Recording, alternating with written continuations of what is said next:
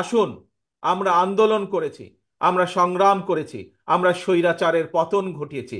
এখন আমাদেরকে জনগণের প্রত্যাশা অনুযায়ী দেশকে গড়ে তুলতে হবে।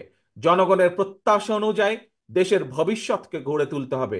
জনগণের প্রত্যাশা অনুযায়ী, দেশের মানুষের প্রত্যাশা অনুযায়ী বাংলাদেশের ভবিষ্যৎ প্রজন্ম, তাদের জন্য একটি নিরাপদ, বৈষম্যহীন বাংলাদেশ গড়ার কাজ আমাদেরকে হাতে নিতে হবে।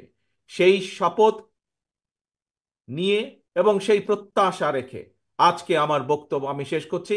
তবে ইনশাল্লাহ আবারও আপনাদের মাঝে দ্রুত যাতে ফিরে এসে বক্তব্য রাখতে পারি, সেই প্রত্যাশা, সেই আশা রেখে আমার বক্তব্য শেষ করছি। আল্লাহ হাফেজ।